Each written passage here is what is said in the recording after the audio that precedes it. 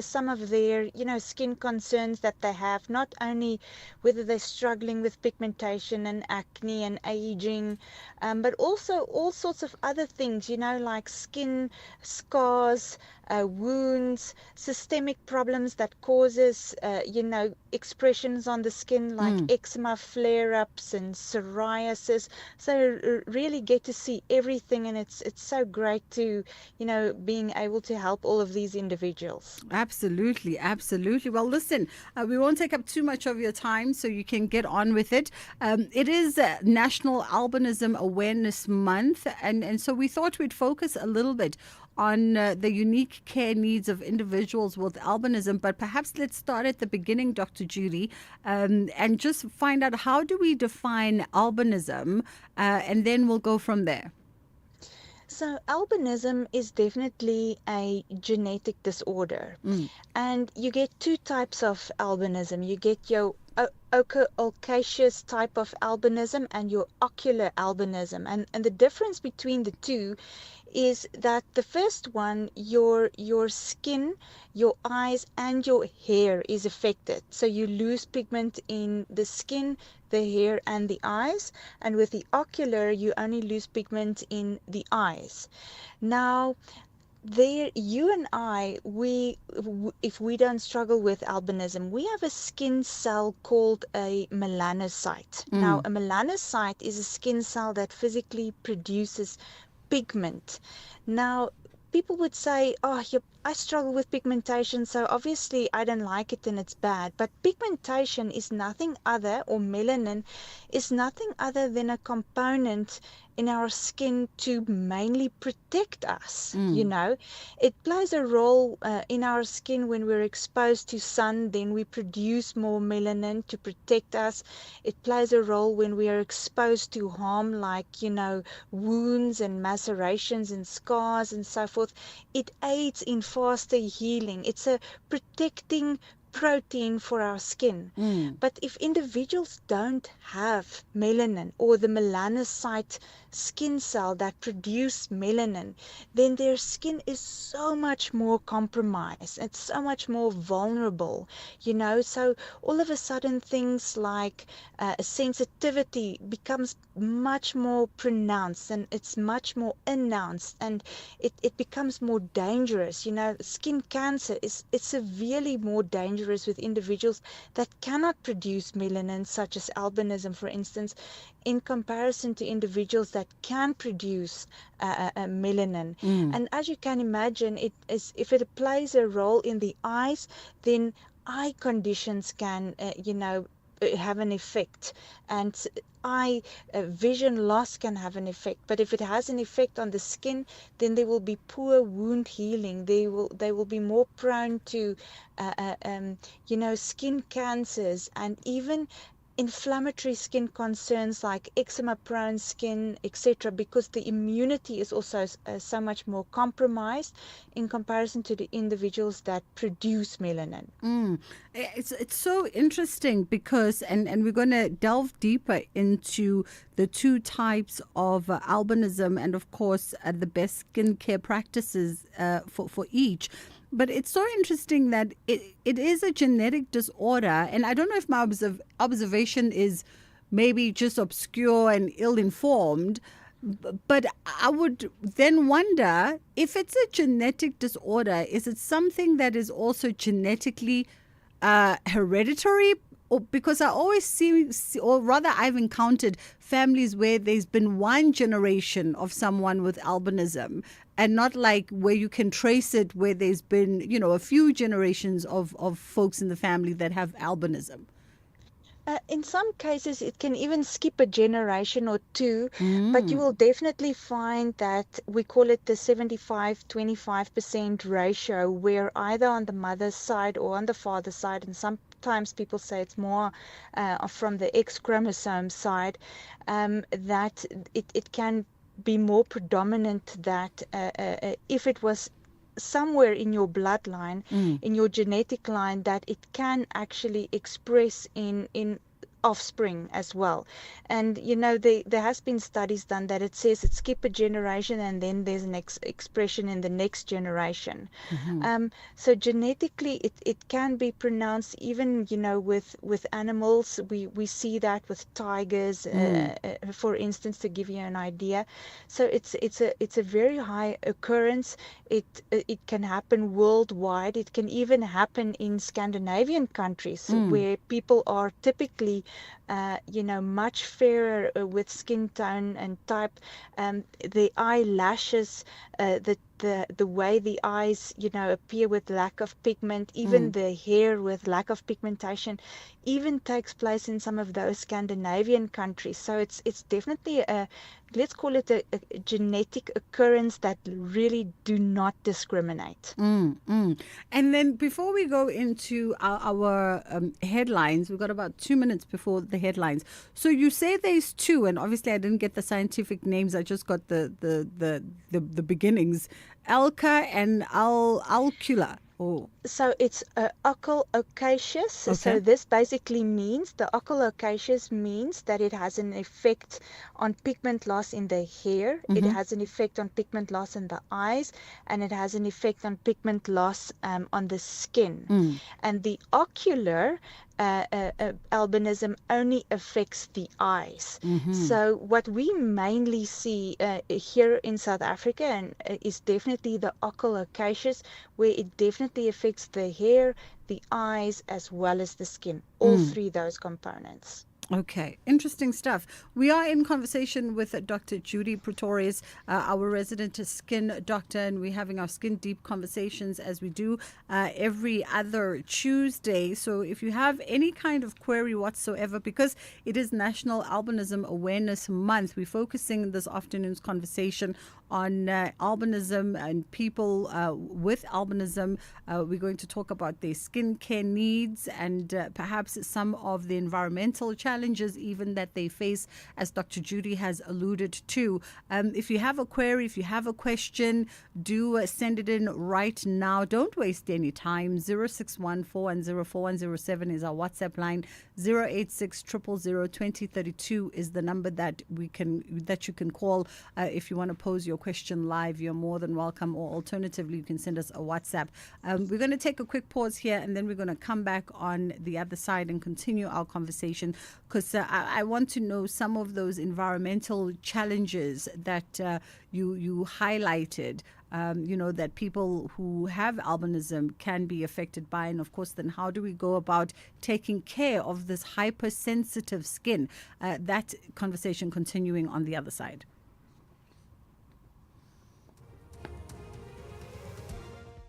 Thank you, Bridget. On the news headlines, Limpopo ANC Youth League chairperson Faith Sebupela says their members made calls about a suspicious vehicle following them before being attacked along the Klerksdorp Road in the northwest in the early hours of today.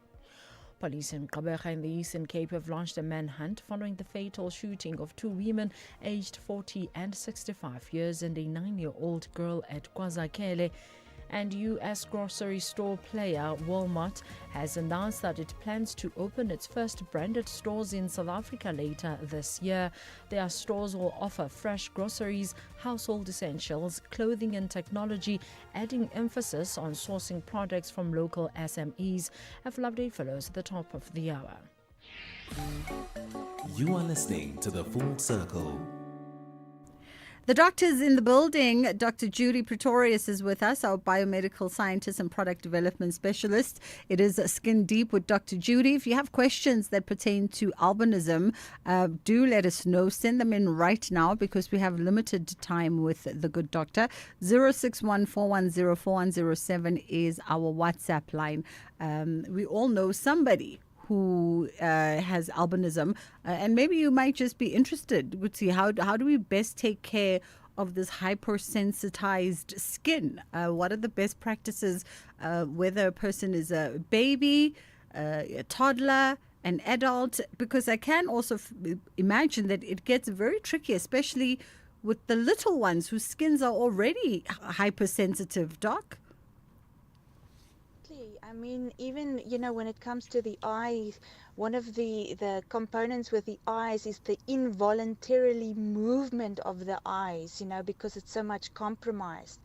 But anything and everything that generally acts as an irritant or can cause sensitivity for any person out there is going to be amplified just on a tenfold level with individuals who struggle with albinism. And let me give you an example. Mm, You and I will definitely be sensitive to UV rays, the sun rays. mm, But individuals who struggle or who has albinism, they will be tenfold more sensitive than you and I because of the lack of melanin. They will only have burn red.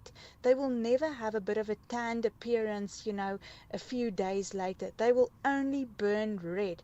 And it can actually get so bad where they can burn blisters. So the skin mm, can literally, burn blisters. You will have a superficial or even a partial thickness wound just because of UV rays, sun rays, for instance. mm, Then we're talking about even some cosmetic products that we can use. Certain cosmetic products can contain ingredients like sulfates. It's very harmful for albinism skin. It's very sensitive. It can aggravate the sensitivity. Colorants, artificial colorants, fragrances, and dyes mm. will most certainly cause, a sensitivity response on the skin. Let's call it even a form of an allergic response on the skin. And the same, of course, happens with the eyes, with the eyes being so much compromised. Now it's not only just the sun, but it's the actual light. So bright lights can definitely cause aggravated sensitivity of the eyes. Mm. And that's why it's important that we go look for products out there that will rather protect the skin and calm the skin down. Look for protective clothing, look for protective eyewear to make 100% sure that you really protect the eyes, the hair, the skin as much as you possibly can. Absolutely. And, so speaking about that sort of that skin sensitivity, so then if you've got albinism, what are the best skincare practices out there for folks? And considering how harsh of an environment South Africa can be, I mean, our sun is very hot. Well, I can start by giving an example, and people can go and have a look. One Mm, of our most popular albinism celebrities is, of course, Zanele Kaba. mm, He was one of the first albinism models in South Africa, and we did some aesthetic treatments on him. And yes, we did. Anti-aging treatments on him, and we exposed his skin to retinols and all those things that people would say, no, no, no, Dr. Judy, how can you even do treatments like that on an albinism skin? mm, But it's all about controlling the inflammation. It's all about finding ingredients that control inflammation. And with albinism skin, we are looking for ceramides, we are looking for peptides, we are looking for products, that contain ingredients like urea, for instance, mm, and growth factors, and even a little bit vitamin B5, which is known as panthenol, hyaluronic acids, all the type of calming ingredients, occluding ingredients, protecting ingredients.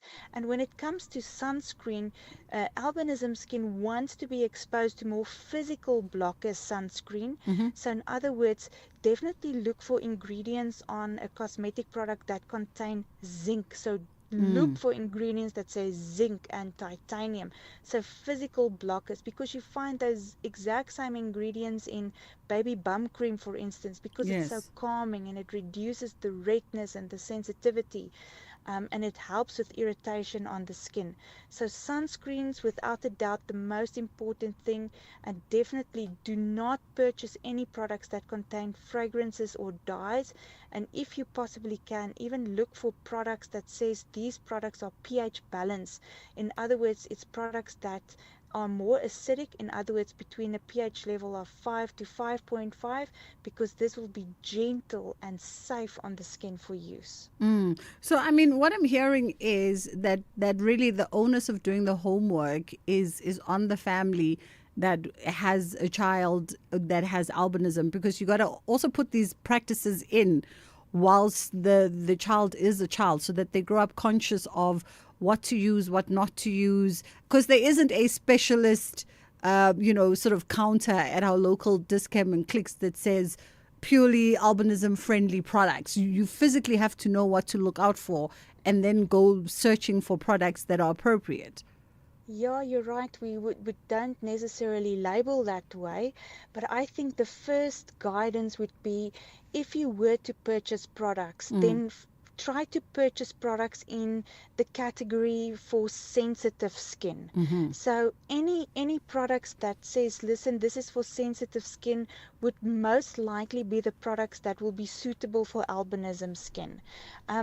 Sometimes, skincare products, we like to use the word natural ingredients, and we like to use the words organic, but natural doesn't mean it's going to be safe, and organic doesn't mean that it's going to be gentle on your skin, because poison ivy is also natural and organic, but we have to look for products that don't necessarily contain botanical extracts, because this has become irritants even for people with melanin producing skin, So botanical extracts can sometimes be a huge irritant on the skin, but ingredients that has been purified. Look for companies that produce products that you can go and investigate them. You can go and see whether they are accredited, whether they align with statutory authorities, because when they say they have a sensitive skincare range, the chances are likely that it's really going to work.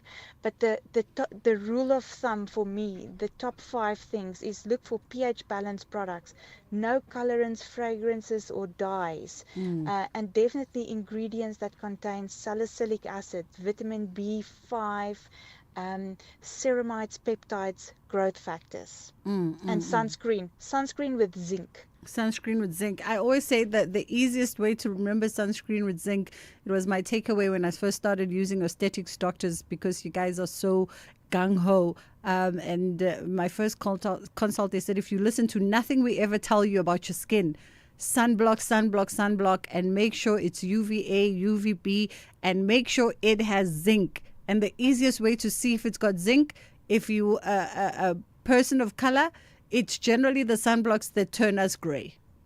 Yes, and you know what, I can give you another tip. Sometimes, when we apply sunscreen, a few hours later it irritates our eyes. And usually that's what we call a chemical blocker. So those are not the good sunscreens. But if you apply sunscreen that doesn't really irritate your eye and make your eye all teary, then it's very rich in zinc, and it's also very, very safe to use. Wonderful stuff. Doc, I think you've given us some good advice this afternoon, absolutely, for anybody who has albinism, something for you to consider by way of the products that the doctor said you should be incorporating into your skincare routine for best practices. We'll let you get back to the business of the day, and we will see you when next you are in studio. Thanks, and I cannot wait. Awesome stuff. That was Dr. Judy Pretorius, biomedical scientist and product development specialist. So I hope you got all the advice there. If you just caught the tail end of this conversation and you have a family member that has albinism and they struggle with just, optimum skin health and skin care, you can double back to our podcast and you'll be able to reference everything that the good doctor says, because there's also a lot of information that she gives in general. So sometimes it's good to just double back at your own time, where you can stop, start, and write down everything that she says that is pertinent to you. It's gone 2 o'clock. We're going to take a quick pause and then we'll be right back. Bafana will host Nigeria in a FIFA 2026 World Cup qualifier at the Toyota Stadium on Tuesday, 9 September at 6 p.m. Tickets are now available nationwide and online from 70 Rand for adults and 40 Rand for children at all Ticket Pro outlets, including Spar, Postnet, and all petrol stations. Get your tickets early to avoid disappointment. Come in Bafana supporter gear, ready to sing for a win. Gates will open at 3 p.m. If you are not in Bloemfontein, catch the game on SABC2. For more information, visit safa.net and at Bafana on all social media channels. Hello, Hello. My name is Rifilwe Madubo, also known as Fikile Maponya, your rich, bougie auntie who takes no nonsense. I made it out of the ghetto and into the penthouse, CEO of Maponya Media. Make sure to catch Generations The Legacy every Monday to Friday at 8 p.m. SABC 1. The National Pulse, weekdays 3 to 6 p.m. What impact then has it had on your life in terms of your work as a journalist and how it's affected you practically? Well, Emerson Mnangagwa is different from Mugabe because Mugabe tried to have a bit of sophistication. So if he wanted to come after you, he will use laws and rules that are tangible. But Emerson Mnangagwa doesn't operate like that. He can arrest you like he did to me, using a law that does not exist. And even if you have done nothing wrong, I was thrown into prison 3 times inside 6 months. Hope will let you know, no, right? Award-winning journalist. Ashraf Garda on SAFM. Find the podcast at safm.co.za. Stages, pages, screens, and more on The Full Circle with Bridget Masinga. I tell you, we're talking sunblock off air. We're talking sunblock off air with my producers, comparing which sunblocks we use for ourselves and for our little ones. Because honestly, if you listen to nothing that the aesthetics doctors ever tell you, sunblock, sunblock, sunblock, sunblock, sunblock. It will save you. All right. Our next conversation now for stages, pages, screens, and more. We're talking to emerging artist Juan-Ray van Eck, who's an honors student from the Nelson Mandela University in Gqeberha. And Johannes was recently announced as the winner of the 2025 Cecil News Signatures Visual Arts Competition. It is stages, pages, screens, and more. Stages, pages, screens, and more on The Full Circle with Bridget Masinga. Juan-Ray, how are you doing this afternoon? Hi. Fabulous, fabulous, fabulous. So congratulations, first and foremost, announced as the winner of the 2025 Cecil News Signatures Visual Arts Competition for your ceramic piece titled Circles of the Mind. Yes, thank you. Still can't believe it. I mean, listen, it's a big deal competition, and it does so much for artists. But for you, I mean, when you entered the competition, what was the sort of vision for should I win? The significance of this competition would mean. Yeah, man. I think I actually didn't even enter the competition with the idea that I would even be in the top 7. So I think I actually went in without a idea of winning the competition, doing solo and everything. But now that it has happened, I really feel blessed, and the opportunity is an amazing one because it allows me to do what I'm passionate for and actually put up my work in a place where people can view it and interact with it. Tell us a little bit about your ceramic works and of course this piece that ultimately won you the New Signatures Visual Arts Competition, Circles of the Mind. So yes, my winning work is made as part of my own art therapy practice, my own practice of art, where I do art therapy. So in these sessions, I can be honest with myself, and my ceramics reflects the feelings I am feeling, and it really translates into my work. In making this specific piece, I was really aware of the fact that I'm not always showing my emotions or expressing them fully. So having a piece that I would say almost speaks for me and allows me to communicate when I don't feel like I can communicate. So yeah, my work all are interactive and they are sound-based.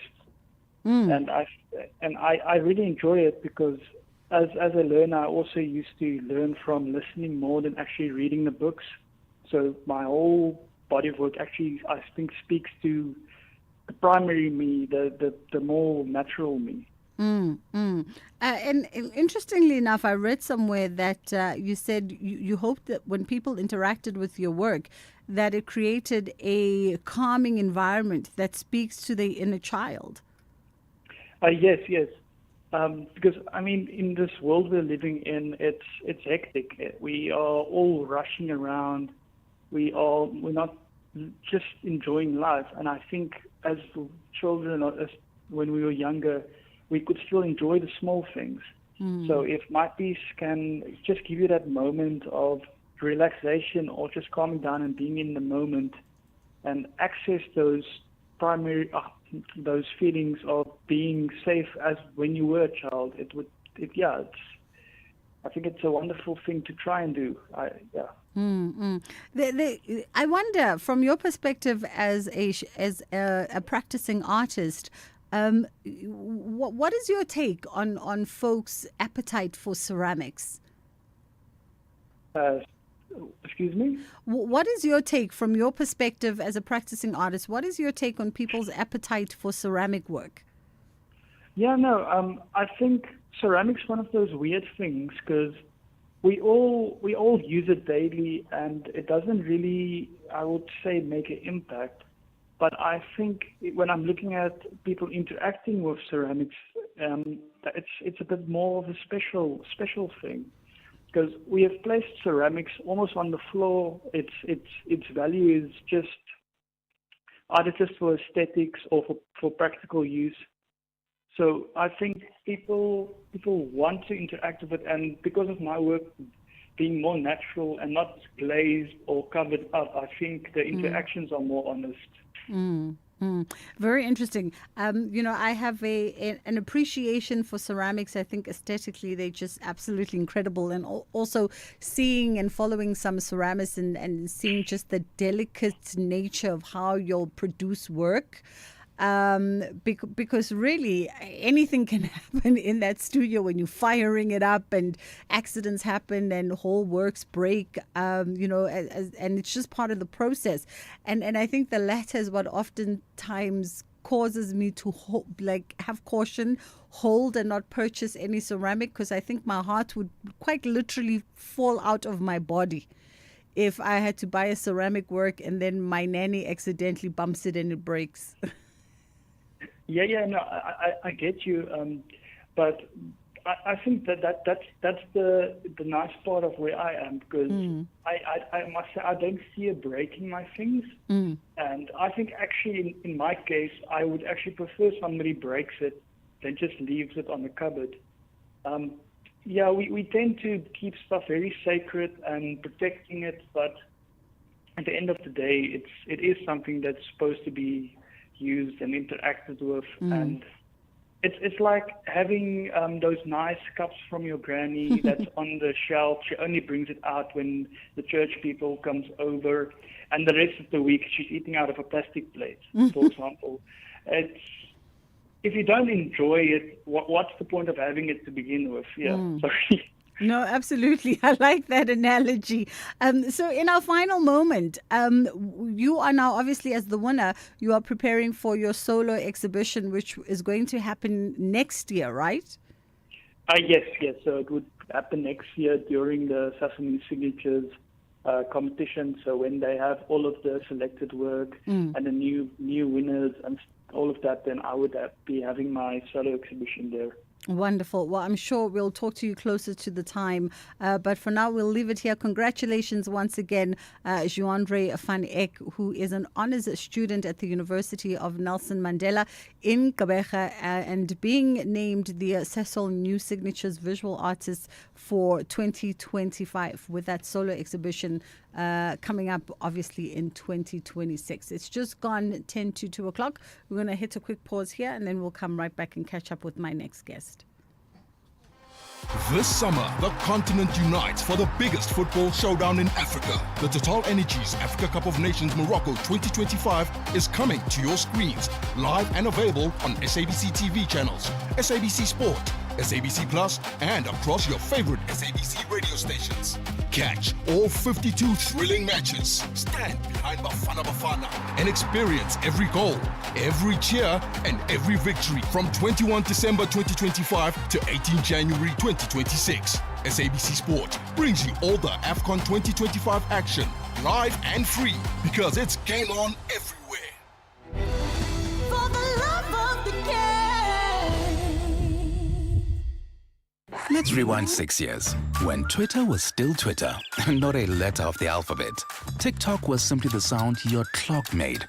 And Zoom just meant enlarging a picture. So it makes you wonder, what will the next 6 years bring? Hino trucks now come standard with a 6-year drivetrain warranty, covering everything from pistons to gears. So although a lot can change in 6 years, our warranty promise won't. T's and C's apply. Hino, all the way. Don't miss the clash of giants tonight as Bafana Bafana take on Nigeria's Super Eagles in the must-win FIFA World Cup qualifier. Live from the Free State Stadium in Bloemfontein, and kickoff is at 6 p.m. sharp. Watch all the action on SABC2 or stream it live on SABC Plus. South Africa lead the group, and can they keep soaring, or will Nigeria strike back? You are listening to The Full Circle. All right, my next guest, Ritabile Maifadi, joins us now, marketing coordinator at the Constitution Hill. We're talking celebrating the legacy of creative expression with Basha Uhuru. How are you doing? Hi, I'm doing great. How are you? I'm great, Ritabile. Thank you so much for the time. So Basha Uhuru is billed as not just a festival.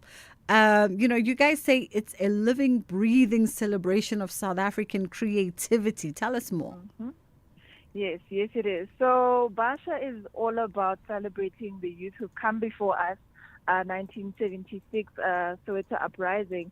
And so we wanted to give back to the community by sharing the history with them, but also giving them a platform to express themselves through different mediums. So the festival normally takes place during June, Youth Month, where we have Creative Week. We interact with different industry grades who, give opportunities through workshops, through networking, and all of that. But this year, we've decided to divide the festival. So in June, we have the Creative Week, where we got everybody to sit down, collaborate, network, do workshop, and so forth. So we'd normally have a music festival at the end to celebrate the hard work we've done.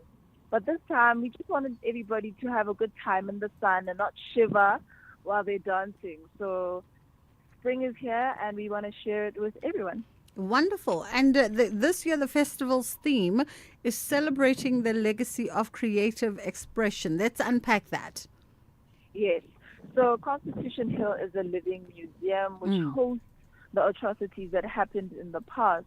But now we are a space that is living with opportunities and spaces where people can come through, experience the rich history and heritage, but also create memorable programs that last long after festivals like these. For instance, we have programs on site. We have a creative hub where we host different tenants who are in film, music, photography, you name it. So we wanted to engage the public and bring them back to history, bring them back to seeing what museums are all about, that it's not just rigid art, it's not just images and all of that, but it's a place where people can actually stand up for their rights, where they can actually activate their talents and their skills.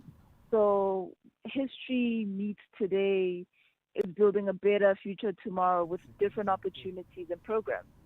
Wonderful. And this year, as per every year since 2012, when the festival was initiated, you guys have quite the stellar lineup. And it's a little bit of everything, reflective of just the diversity of creativity. Yes, definitely. So we know that we are South Africa, we are filled with flavor. Not everybody loves the same thing. But what's beautiful about us is that we embrace everything. So from Kwaito to Amapiano to R&B to alternative, you name it, we got it. Because it's Kulichana, Lami, Dos, Tandeni, SK, I could go on. But what's beautiful is that we don't have, the great of the greats only. We also have rising talent like Tando Zide, Manana, amongst the people we know, Maria McClure, and so forth. So it's something for everyone. Yeah. By way of tickets and making sure that we have access to the festival? Okay, so there's a lot of exciting ways to get the tickets. If you are a person who doesn't like to take chances, you can go to Web Tickets and get the tickets for 350. They just have to make sure they look for Basha Uhuru, Sounds of Freedom. They'll get it for 350. But we also have a special. So if you and your squad are rolling together, but you don't want your pockets to, die or anything, so people can get 5 tickets for only 1,000 rand. But if you are a bigger group, 10 of you can get tickets for 1.5. So basically, you're encouraging us to come rolling deep in the groups.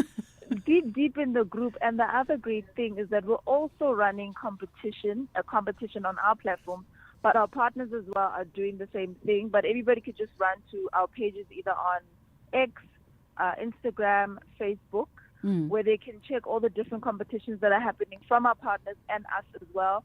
So all of them just need to go to Basha Uhuru or either Constitution Hill, follow the prompt, enter the competition, and they could be one of 5 lucky winners for $5 tickets.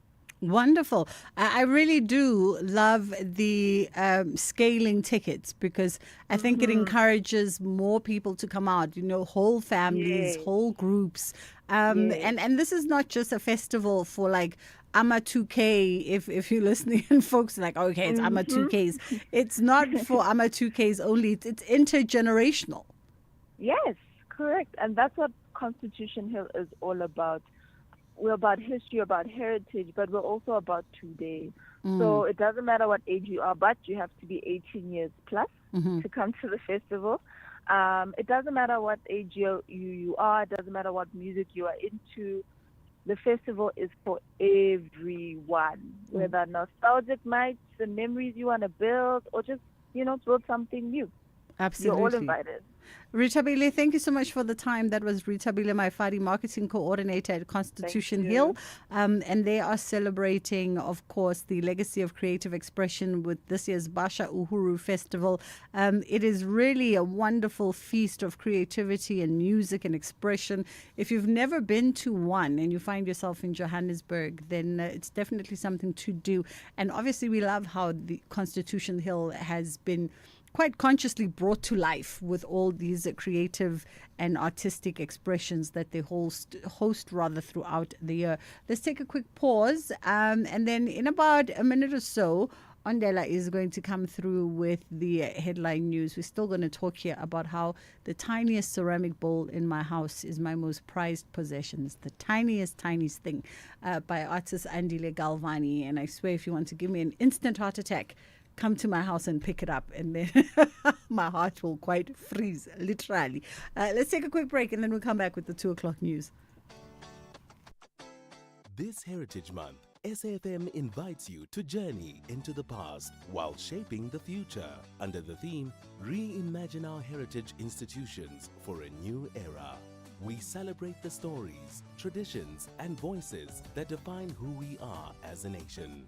From vibrant conversations to thought-provoking debates, SAFM is where heritage meets innovation, connecting generations and keeping our culture alive in a changing world. SAFM, leading the conversations that move us.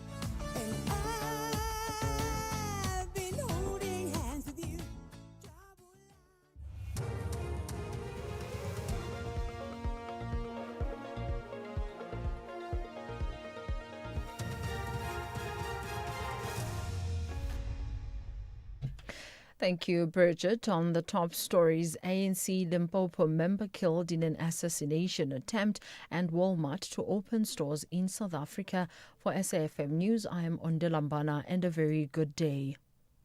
Limpopo ANC Youth League chairperson Faith Sebupela says their members made calls about a suspicious vehicle following them before being attacked along the Klerksdorp Road in the northwest in the early hours of today. The League's Provincial Executive Council's member was shot and killed in the incident. The deceased member and 6 others were travelling to Kimberley in the Northern Cape for the league's meeting to prepare for the National General Council. Sebopela says she was in another car travelling to Kimberley. We were making our way to Kimberley early hours of today, around 4 a.m. On the road, one of our cars that was following us started being attacked on the road. There was a car that was following them. They made phone calls to say they are being followed and they don't know what is happening. They shot the tires of the car, and unfortunately one of our members, he could not make it. Police in Gqeberha in the Eastern Cape have launched a manhunt following the fatal shooting of 2 women aged 40 and 65 years and a 9-year-old girl at KwaZakele. Police say they were alerted by the community of gunshots fired at a house in Malibale Street yesterday. Police spokesperson Sipoka Zimawisa says on arrival, officers found the 3 bodies inside the house and were declared dead on the scene. Detectives are investigating 3 counts of murder. The motive and circumstances surrounding the incident are unclear and will form part of the ongoing investigation. Police will stamp their authority in ensuring that those involved are apprehended. They will leave no stones unturned without apprehending suspects and confiscate any weapon used in the commission of crime. The South African Federation of Trade Unions has called for a meeting with the Minister of Trade, Industry and Competition, Park Stau, as well as the Minister of Employment and Labour, Nomakosazana Mev. SAFTU says it wants the 2 ministers to address the unfolding unemployment crisis in the manufacturing sector. The trade union has accused government of not doing enough to come up with a solution to the growing unemployment crisis.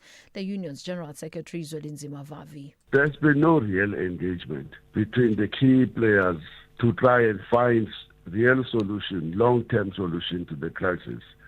Network has to be transformed to be a structure where real engagement between the captains of industry, the government at the most senior level, and labor community at the most senior level begin to confront the issue. And unfortunately, Network now is a forum where, in the main, capital send its most junior leaders who are not captains of industry, and government ministers stay away and do not engage.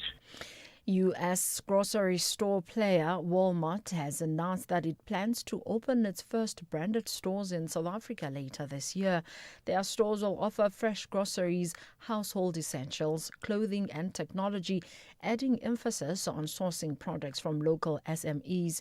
The company, which now owns local retailer Massmart, says its latest decision underscores its commitment to availing high-quality, affordable and more accessible products to consumers.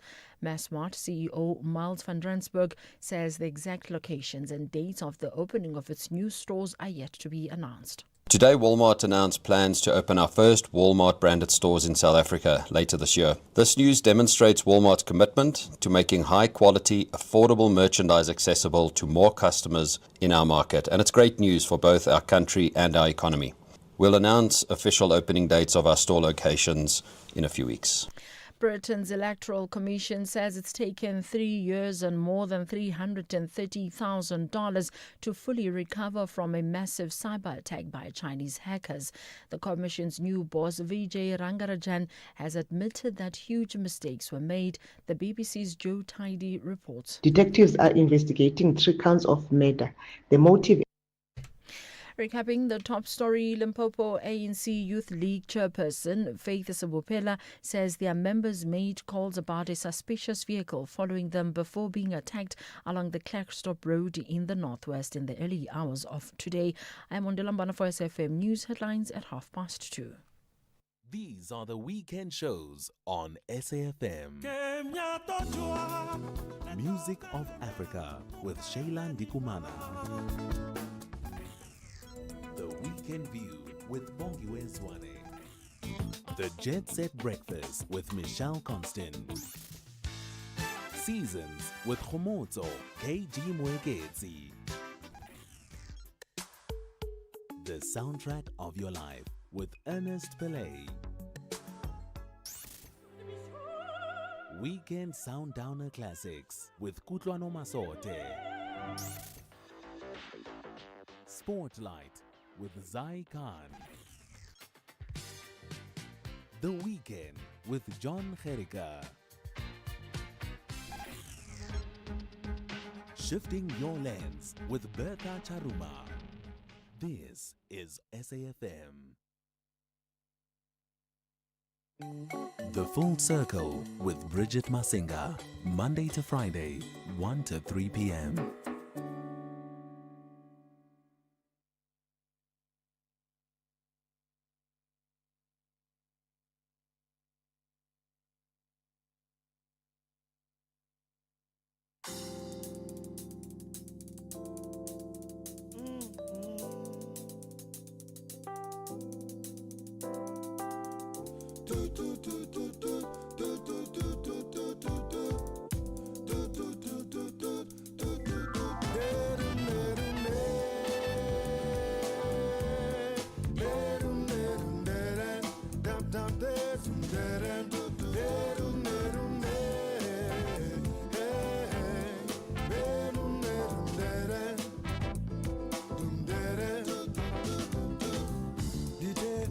Can you mean, hey, the morning, carbon like the top, hey, being a song when you go on, Johnny, cutting and you don't be in swag, I'll see, hey, yeah, you got, then you go, you see, hey, you're not, yeah, you need to got cool, hey, girl, tell me where you from, I wanna know your name, I wanna get with you, baby.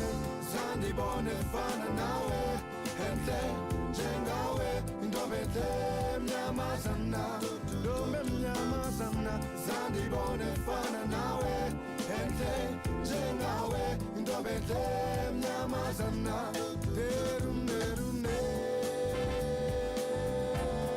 Derum, Derum, Dere, Tap, Tap, Derum, Dere, Derum, Derum, Derum, Derum, Dere, Dere,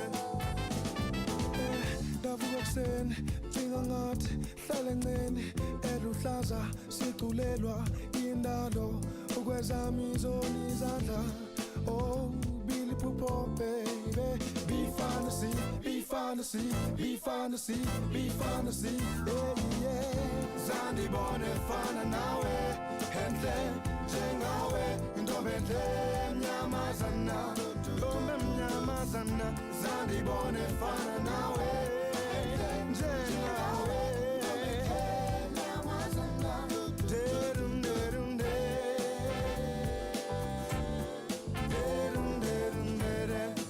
Down there,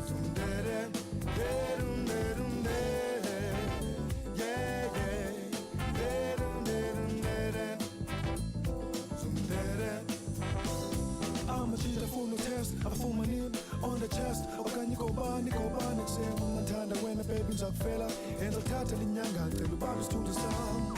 Ulubam, Sana Luam, Bangazo Tata my chance, Bangazo Fata my guns. Don't you take my kindness for weakness? He's a la la la. Yes, for the sun, Ulubam, when I'm warm, when I'm warm.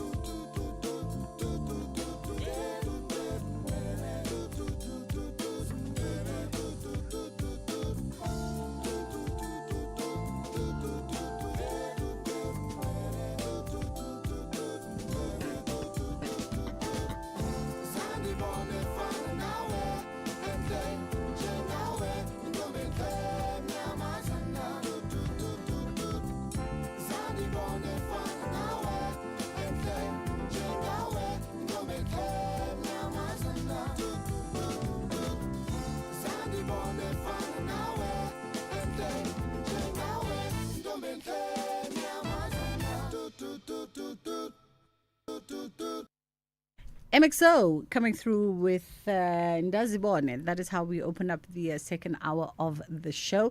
Always nice to hear a little bit of Mqo on a random Tuesday afternoon. It is after 2 o'clock, and because it is Tuesday, we're continuing on our health and wellness conversations. And this conversation now is unpacking this data, which is very alarming and should alarm all South Africans. It doesn't come as a surprise, considering the conversations we've had around our relationships with alcohol and drinking in the country. We already hold one of the top spots as, the country that drinks a lot. We're in the top 5. I just can't remember what number, but we're in the top 5, probably even in the top 3, because that's just how much y'all drink as South Africans. And so this really doesn't come as a shocker, but it should shock us, because what does it then say for the future of South African children? South Africa has the highest rate of fetal alcohol syndrome disorder in the world. Let that sink in for a minute as we get ready for this conversation.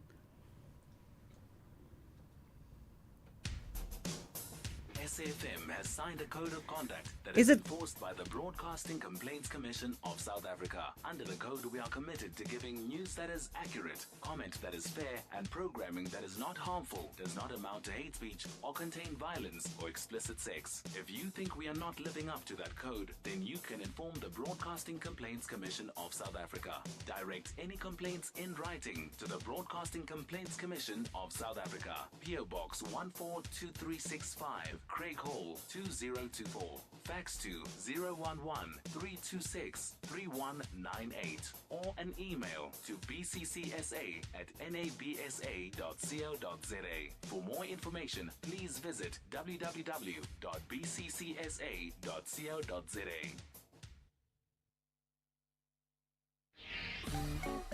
You are listening to The Full Circle.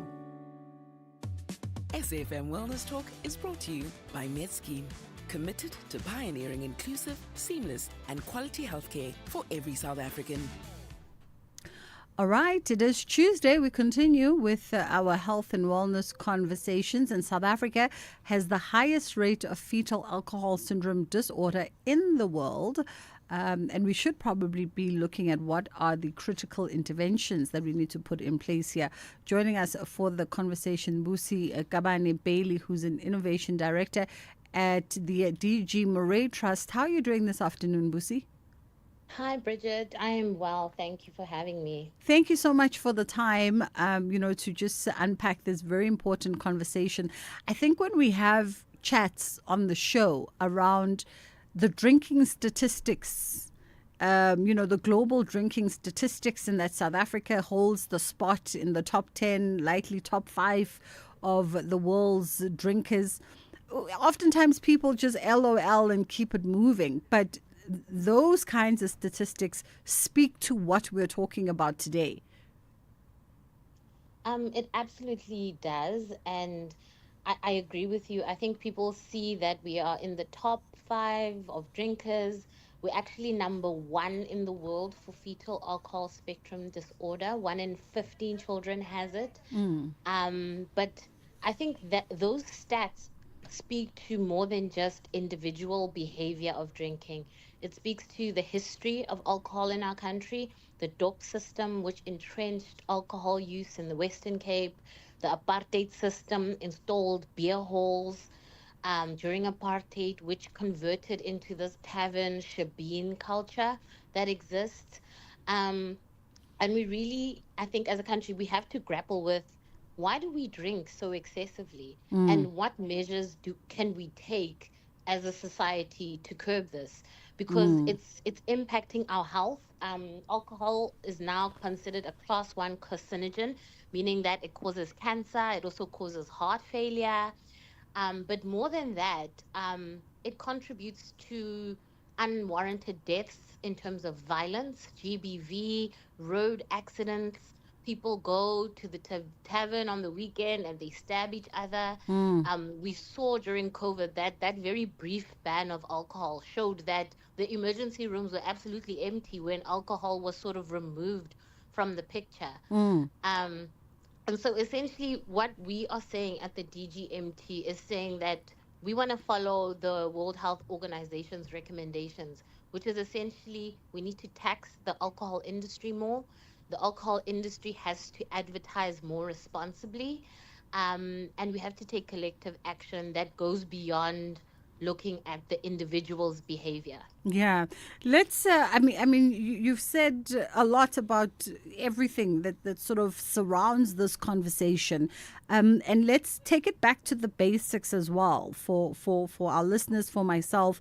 When we're talking fetal alcohol syndrome disorder, help folks understand. What diagnosis are we talking about here? So basically, fetal alcohol syndrome or fetal alcohol spectrum disorder comes about when pregnant women consume alcohol during pregnancy. And essentially, what happens is that alcohol impacts your fetus as they are inside your womb, growing and developing. And what that results in is children that have difficulty with school. Many of them struggle to keep up with their peers. Many of them don't even complete matric and eventually become a burden on the state because they need to be taken care of. But more than that, they develop behavioral issues and other health issues, which are entirely preventable if we can, stop the alcohol consumption at that very crucial time during pregnancy. And we know that on the 9th of September, it's International Fetal Alcohol Syndrome Disorder. So the time is correct for us to be having this conversation. It is the 9th today, in fact. For us to be focusing the spotlight on this conversation. And 1 in 5 children, or 1 in 15 children, that's a very high number. And I love the fact that you also point out, Busi, that our relationship with alcohol isn't just an individual thing, but it's a systemic thing. No, that's absolutely true. I think in South Africa, when we're happy, there's a wedding, we drink. When we're sad, there's a funeral, we drink. When sports is playing, we drink. And so a lot of our societal norms are surrounded and connected with alcohol. And I think if you go to our townships, the only recreational activity people actually have to connect with other people on the weekend is the drinking spot. And so I think as a society, we maybe need to reframe our thinking if we really want to sort of shift hearts and minds. We need to think about how do we reinvigorate third spaces that give people a space that's outside of work, school, or church, that is social, that is fun, that promotes connectivity and community. We also need to sort of maybe take sort of this individualized behavior, finger pointing, you drink too much, and actually say, hey, maybe when we're at the braai, we should have a curb or a limit to what we're consuming. Or even more curious to say, what does hanging out with your family and friends look like when alcohol is not involved? Like, are you guys playing games? Are you playing 30 seconds? Are you playing a sport? And I think that's the kind of reimagining of society that we're trying to do at DGMT. Let's take a quick pause here and then we'll come back on the other side, because I'm also quite curious to dissect if there are any common socio-economic factors at play in regions like the Western and Northern Cape. We'll be back in just a moment. With the ever-changing financial landscape, it can be difficult to make sense of all the moves at times. Join me, Jimmy Moyaha, on the SAFM Market Update with MoneyWeb, Mondays to Thursdays, 6 to 7 p.m, as we break down the key market trends, top financial stories, and smart investment insights, all in one place. It's everything you need to stay financially informed and ahead of the curve. Bridget Masinga on SAFM.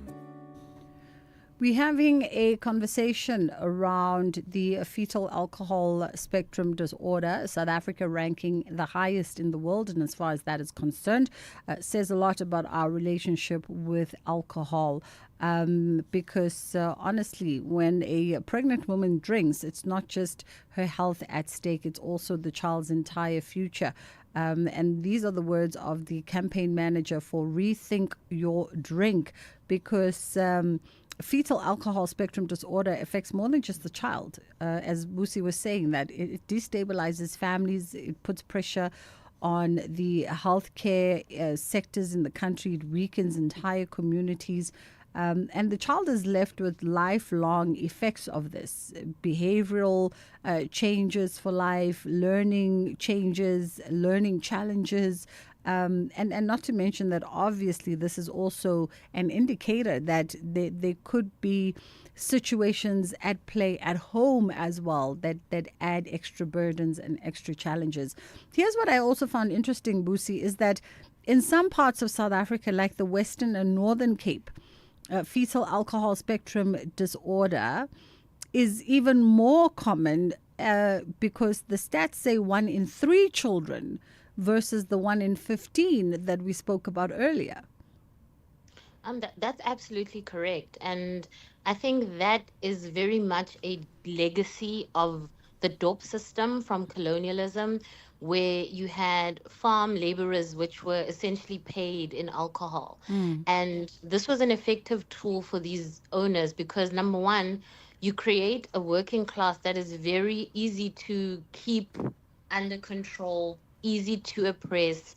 They're not really thinking about what is fair, what is right. But more than that, you create then this generational cycle of alcohol dependence. And so the level of alcohol consumption is actually even beyond just recreation or fun. It's very deep generational dependence, which is very, complex when you think about it.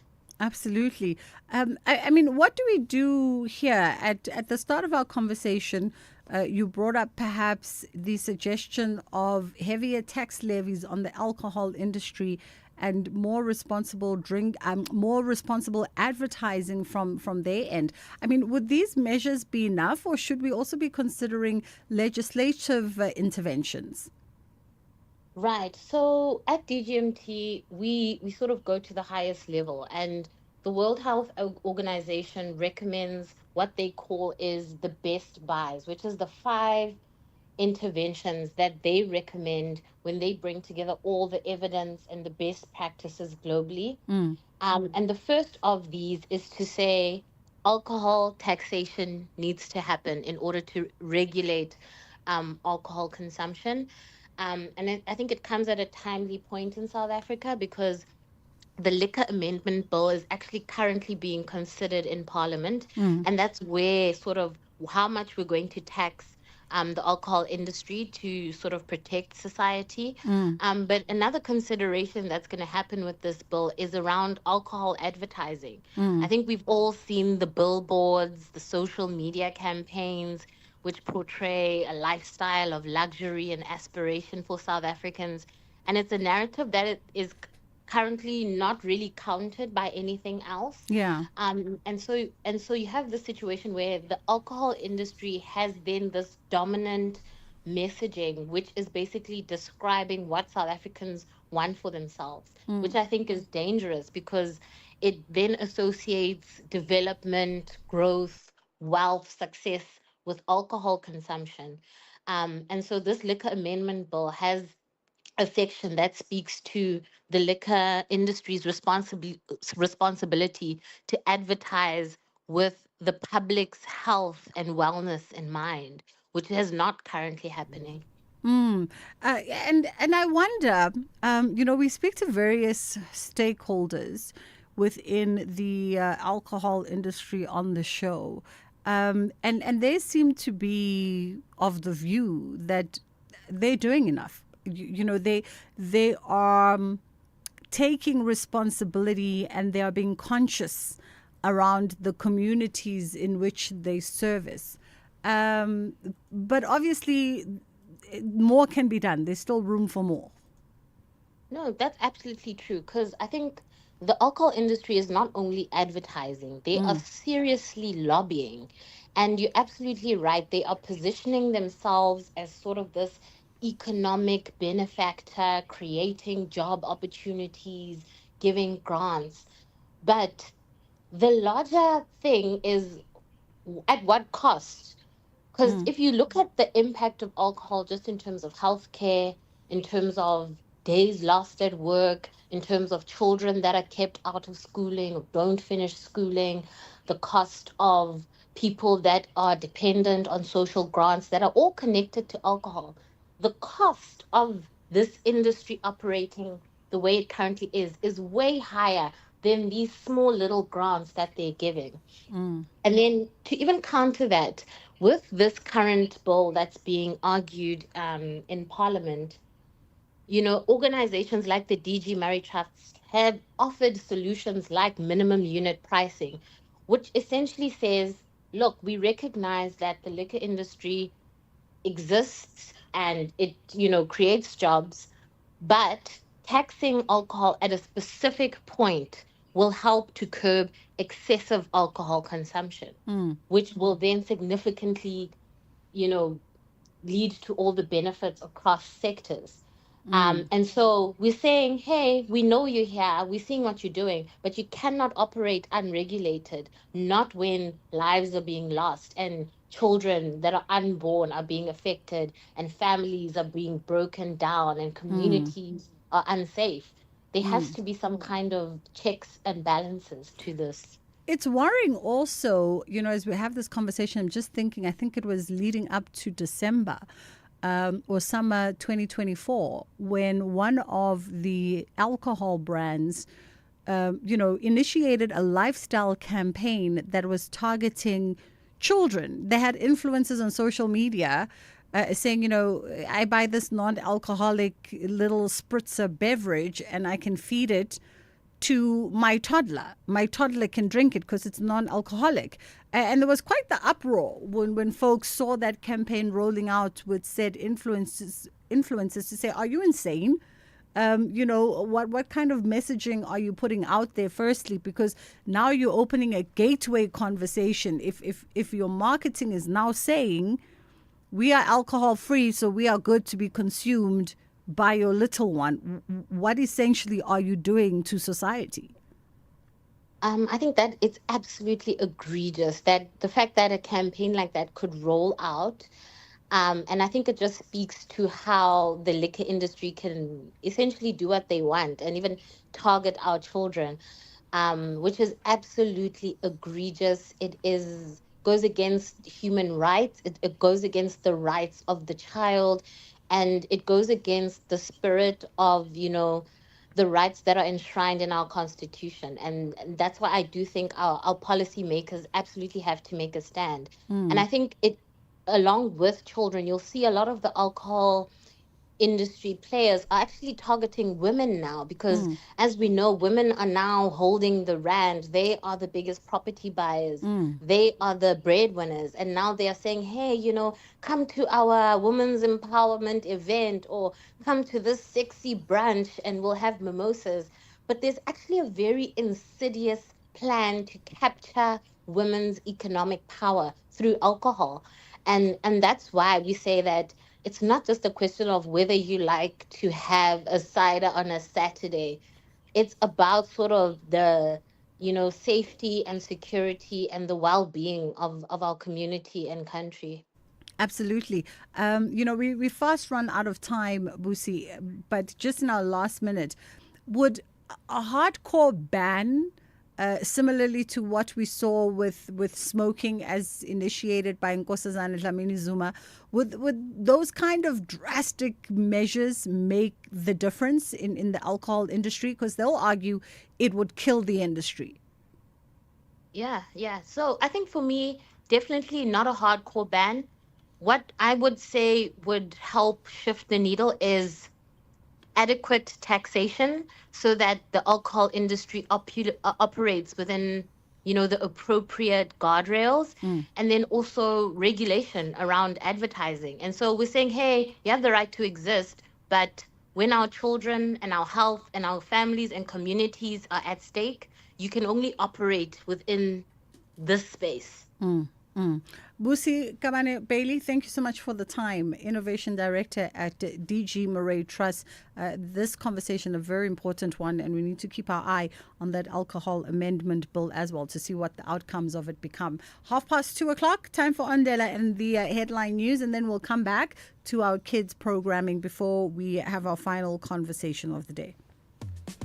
SAFM Wellness Talk was proudly sponsored by MedScheme, creating a winning health offering through clinical innovation and trailblazing technology. At MedScheme, we believe that quality healthcare should be within everyone's reach. That drives us to deliver smarter, more accessible health administration and managed care solutions that truly serve the unique needs of our medical aid scheme clients. Through data-driven tech, value-added product integration, and a strong focus on prevention, we're innovating a future of affordable, seamless, and agile healthcare for all.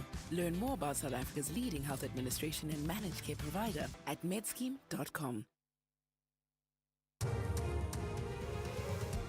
Thank you, Bridget. On the news headlines, Parliament's Environment, Forestry and Fisheries Portfolio Committee says high crime levels in the Table Mountain and West Coast National Parks in the Western Cape are a threat to the country's ecotourism. Limpopo ANC Youth League chairperson Faith Sebupela says their members made calls about a suspicious vehicle following them before being attacked along the Klerksdorp Road in the northwest in the early hours of today. And the French Prime Minister Francois Bayrou is due to hand in his resignation after being heavily defeated in a confidence vote in Parliament yesterday. A full update follows at the top of the hour.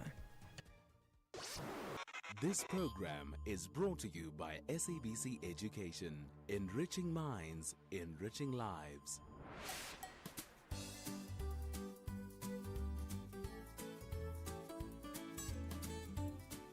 Hello friends and welcome to a Tuesday edition of Kids Corner. I hope your day has been filled with smiles so far. Today let's talk about something many of us have experienced before, when our parents say no at the shops. Have you ever cried or even rolled on the floor because your parents didn't buy you something you wanted? How did that make you feel? Why do you think parents sometimes say no to buying certain things? Why do you think parents sometimes say no to buying certain things? And how do you feel when you see other children crying in the shops because their parents said no to them? What do you think is a good way to react when your parents say no without crying or getting upset? Alright friends, let's hear from some of our friends while you share your answers with those sitting next to you.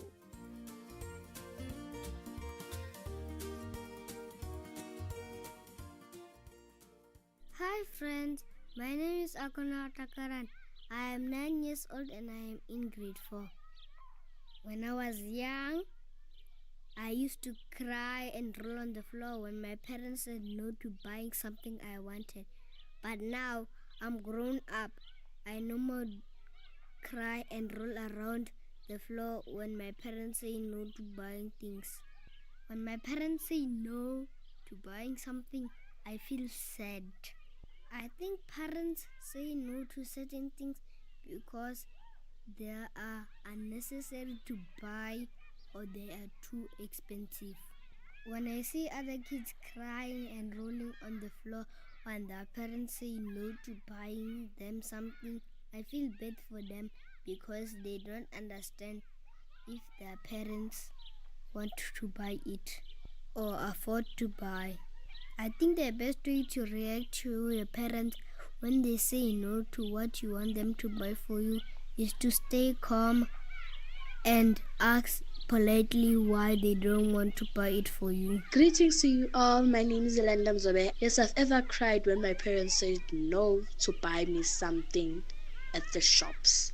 I felt very sad, very sad because I needed the thing. I think parents sometimes say no to buying certain things because some things are useless. I feel very sad when I see someone else rolling on the floor because their parents did not want to buy them something, because I know one day it will happen to me. I think the good way to react when your parents say no without crying or getting upset, ask them properly, tell them how you feel about that object or about that thing. Tell them how important it is to you. Hello everyone, my name is Matimba Kosa. I am 6 years old. I go to Jabez Christian Academy School. I have cried many times when I go to the shops with my parents when they buy groceries. I have cried many times when they haven't bought me toys. They say no. I feel very sad. I feel very bad for those who are rolling on the floor and crying.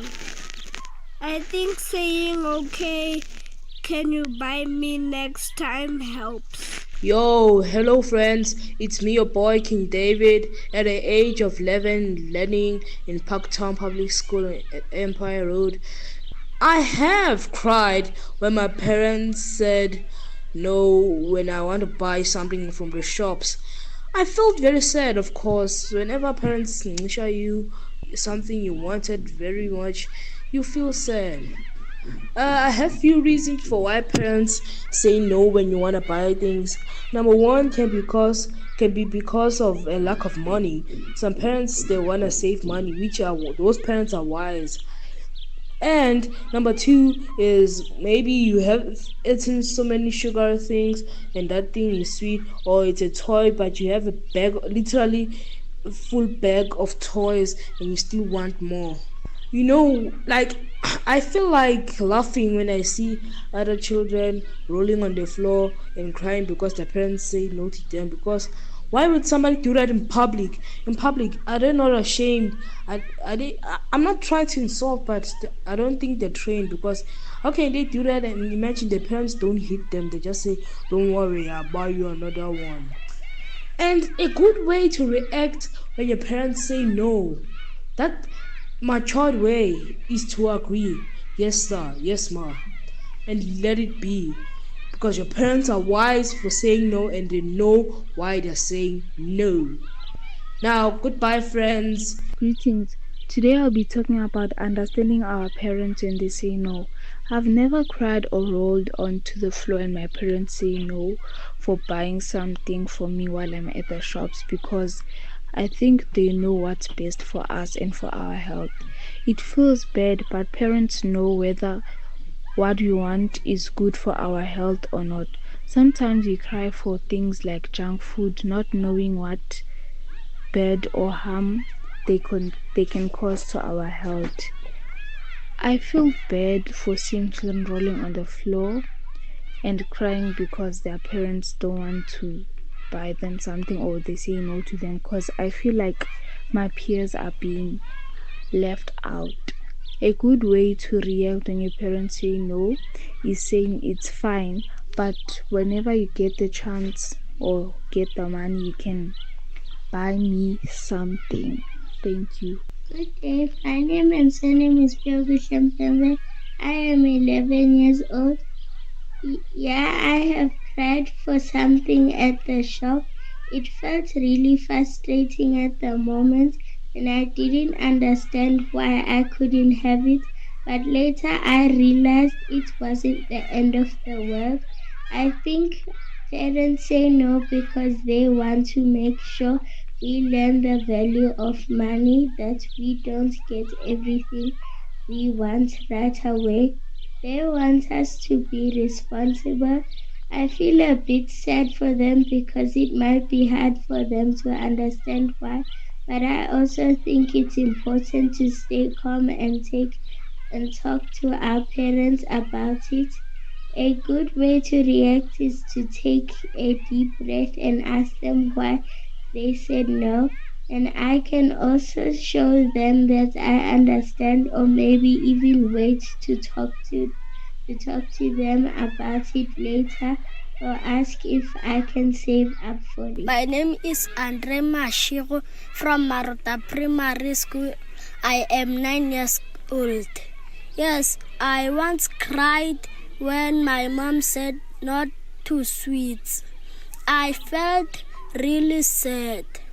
Parents say no because they want us to be healthy. When I see kids rolling on the floor, I feel shy for them. A good way is just to listen and wait. Hello everyone, my name is Warna, my surname is Mahlangu. I am in grade 4A at Malta Primary School. Yes, I rolled on the floor when I wanted a toy. I felt angry. Parents say no because maybe they don't have money. When I see other kids doing that, I think it's embarrassing. A good way is to say okay and try again another day. Thank you. Hello everyone. My name is Bonang Malepe from Marta Primary School. I am 10 years old. No, I haven't, but I do feel sad when I hear no. My parents sometimes say no because they think it's not good for us. When I see kids crying in shops, I think they should stop. A good way is to just walk away and not shout.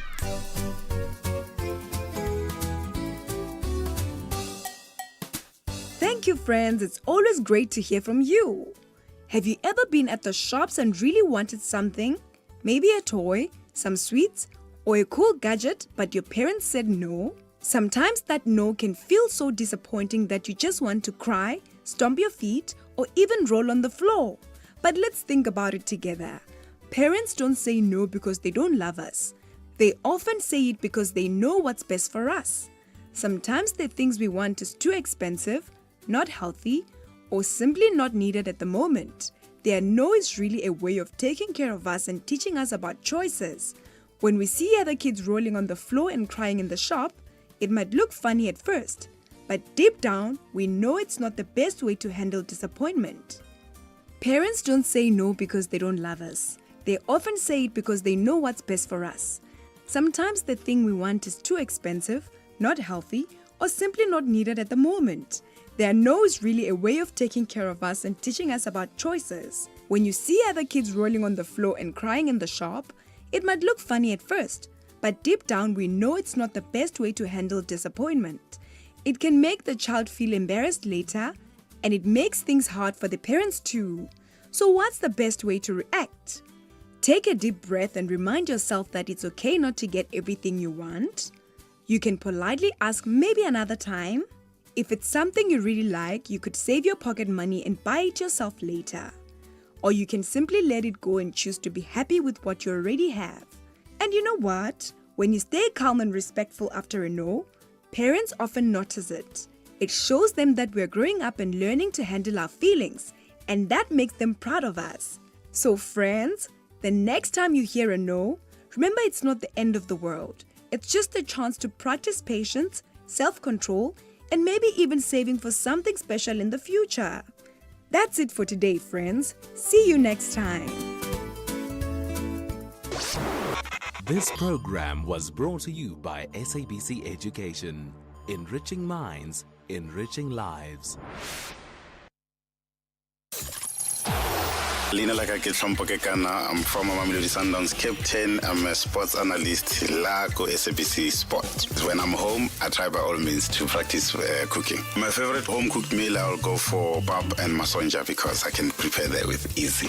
What do I normally get up to when I get a moment to myself? Where I would easily, play my guitar. I try to practice a lot of Tracy Chapman. My favorite foreign language is French. Bonjour, comment ça va? So if I didn't play beautiful football, I think I was gonna be a baseball player. What do I like about SABC Sport is the fact that we given an opportunity to educate.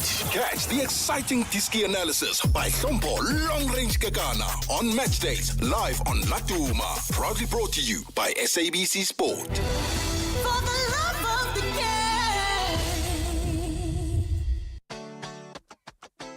This Heritage Month, SAFM invites you to journey into the past while shaping the future under the theme Reimagine Our Heritage Institutions for a New Era. We celebrate the stories, traditions, and voices that define who we are as a nation. From vibrant conversations to thought-provoking debates, SAFM is where heritage meets innovation, connecting generations and keeping our culture alive in a changing world. SAFM, leading the conversations that move us. I've been holding hands with you.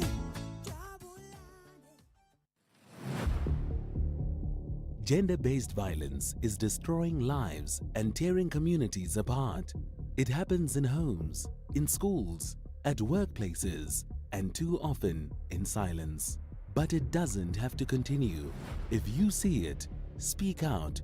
If you are hurting, Reach out, because doing nothing is not an option.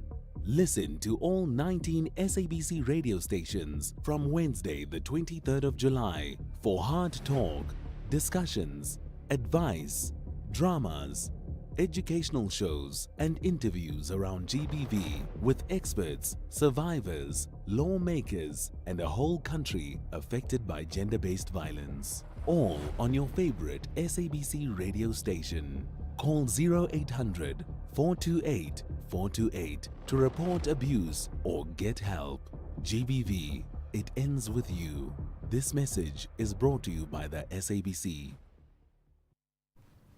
All right, let me remind you, by the way, because we all want to be millionaires, that we can set your sights on playing the Powerball and Powerball Plus for 114 million rand in total guaranteed jackpots. That's tonight, by the way, tonight, this Tuesday. Play the Powerball for the guaranteed 57 million rand and the Powerball Plus for the guaranteed 57 million rand as well. Buy your tickets now in store via the nationallottery.co.za, the mobile app, cell phone banking, or simply dial star 120 star 7529 hash for USSD. Panda Pusher Play. Players must be 18 years or older and play responsibly. Ituba is the proud operator of the National Lottery.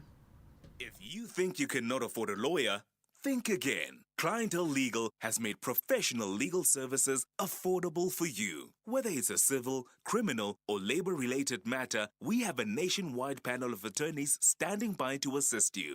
SMS SAFM to 32195. That's SAFM to 32195 and we'll call you back. Clientele General is a licensed non-life insurer and an authorized FSP. Standard rates and terms and conditions apply. EFC's heavyweight title fight is live this Thursday.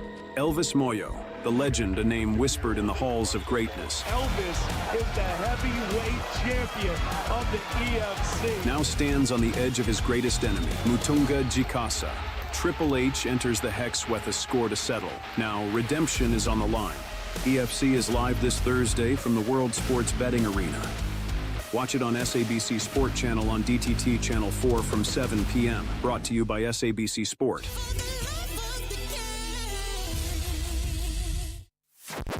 The National Pulse, weekdays 3 to 6 p.m. Give us like a Rafiki one-liner. Lalela, Pulapul, Simba, Kwalasel. Tell me, who are you? No, here comes a person who says, who am I? I know who I am. Who are you? Well, the storyteller is telling story, John Carney. Ashraf Garda on SAFM. Find the podcast at safm.co.za. You are listening to The Full Circle. By the way, we are giving away tickets. Before we wrap up the show, we are giving away tickets for the Standard Bank Joy of Jazz. So if you know that you entered the competition, you definitely want to stay listening to the show. Just listen to our show every single day, in fact, and just assume that I'll be giving away tickets at some point during the course of the show. So today, before we say goodbye, we're going to give away tickets. If you did enter, be sure that you stay close to your phone. Right now, though, Mavis Maseko, who's the project manager at Reed Educational Trust, joins us. And Mavis is a big literacy advocate, in fact, dedicating more than 4 decades of her career around the subject of literacy in South Africa. So yesterday was World Literacy Day. And Mavis penned a thought piece on promoting literacy in the digital era. How are you doing this afternoon? I'm good, thank you. How are you? I'm good. Thank you so much, Mavis. Thanks for the time. It is, we're one day late out of World Literacy Day, but the theme for this year was promoting literacy in the digital era. And this is something that should be especially relevant to South Africa, considering the digital divide and the inequalities that we face in learning. Yes, there is, and the divide is getting bigger. And don't worry about missing a day. We are celebrating the whole month of September. We dedicate it to literacy. Yeah. Let's talk Yeah, about so the divide in learning, because I mean we keep saying no child left behind, and now we've entered this digital revolution. How do we make sure children in the deepest, most rurals of underserviced communities are on par and on the same path as kids, in Sandton and Rosebank? I think we still have a long way to go in education, especially in the introduction of the digital tools at schools. In schools that we're working in, especially in our rural schools, because mainly the schools that we work in are rural. Some of them are township schools. We are still far from getting to that level, and the gap is getting bigger and bigger. But what is also important is that if we could collaborate more with the department, collaborate with the private sector, and also our NGOs as well, collaborate, maybe we can try to close the gap. Yeah, and another challenge that we have, which is making the gap to be bigger, is the connectivity issue. Connectivity where there's no network, especially in our rural schools.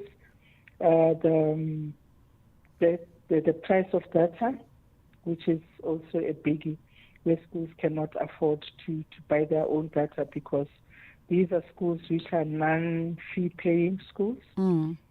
So they solely depend on the Department of Education to give them something to buy, maybe data, and also to improve their connectivity, and buying digital tools as well. Yeah. Mavis, why is it, you point out in the piece that the lack of digital access is not just a technological problem, but it's a literacy problem. Expand on that for us.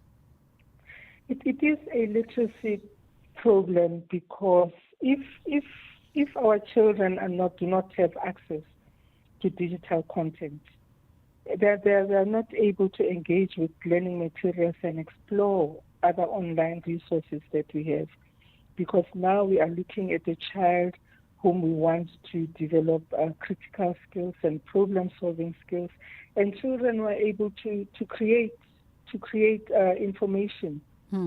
So if children are unable to do that, it means that this is really a literacy problem, and also everything turning into digital nowadays. So our children are left behind. Yeah. Is there a role for teachers perhaps to be able to plug in here for them to bridge that digital literacy gap? There is, but the role that teachers need to play is that they also have gaps as well in using digital tools. So what is important is also having them get training. In some of the programs that we have, we train teachers on digital literacy, which is sponsored by the private sector, and also having tools that are bought by the private sector to ensure that our teachers can integrate digital literacy in the classrooms. By way of just exploring, because if we had to be solutions based, what kind of partnerships need to be explored here that we would see the kind of results that we need to see in the shortest period of time? Because obviously also the world is just, it's evolving and moving at a rapid pace right now. I think what we need to do is also to bring the private sector into the space, and also making them understand the importance of literacy, of digital literacy as well, so that we can have more people donating, especially the private sector, where we have people who deal with digital tools and also connectivity issues. These are people that we need to bring to the table, so that we can sit and try and collaborate more, so that most of our schools can have access to these digital tools. Mavis, we have to leave it there for today, unfortunately. But I think we've, as always, we're just adding yet another layer to this conversation. It's a consistently evolving conversation in the country around literacy and the fact that our grade 4 learners cannot read for meaning in any language. Then we add the double whammy, of course, of their ability to be digitally literate as well, and see where that takes us. But we have to leave it there because it's time for us to just wrap up the show on hopefully a joyful mood as we give away 2 tickets to the Standard Bank Joy of Jazz. Let's see if we've got our prospective winners on the line. We are going to be at the Standard Bank Joy of Jazz from the 26th to the 28th of September at the Sandton Convention Centre. With the ever-changing financial landscape, it can be difficult to make sense of all the moves at times. Join me, Jimmy Moyaha, on the SAFM Market Update with MoneyWeb, Mondays to Thursdays, 6 to 7 p.m, as we break down the key market trends, top financial stories, and smart investment insights, all in one place. It's everything you need to stay financially informed and ahead of the curve. All right, let's see if we've got Ubuhle Zuma on the line. Hey, Buhle. Hello, Bridget. How are you doing? Ooh, I am excited. I mean, I haven't even said congratulations yet. Just for me, I thought that I could be a winner. Well, congratulations to you. Woo! Woo, that's fantastic news. Congratulations. You've won a set of tickets to come through. Bring a partner. Let's have ourselves a good time at the Standard Bank Joy of Jazz. Anybody in particular that you're looking forward to? Oh, yeah. I'm looking forward to seeing Polisa Dlamini. And, of course, Amanda Black. Lovely. The lineup is fantastic, and it looks like I'm going to wrap up my birthday month on a high note. I love it. I love it. Well, listen, when's the birthday exactly? It was on Saturday, the 6th. Oh, belated happy birthday to you. Make it a fantastic birthday month indeed.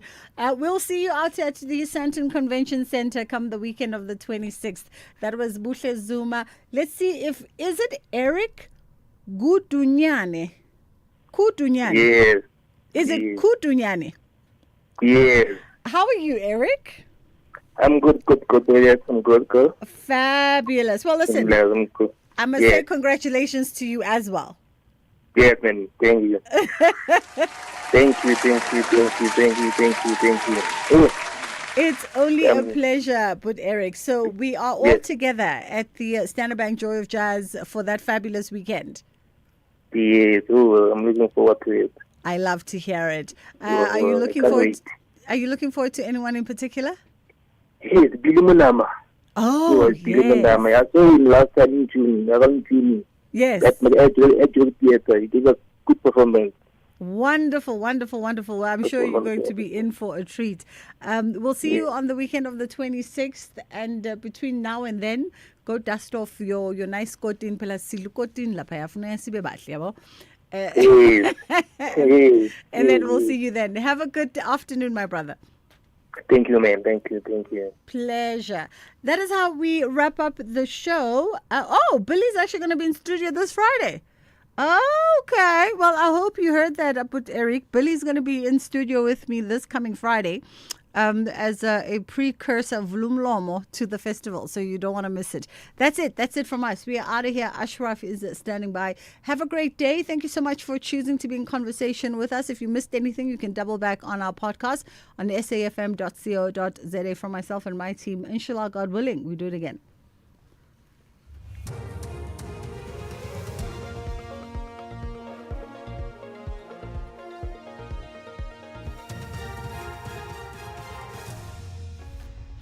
Thank you, Bridget, and the team on the top stories. Crime levels in Table Mountain threaten ecotourism, and French Prime Minister to hand in his resignation. For SAFM News, I am Ondelambana, and a very good afternoon. Parliament's Environment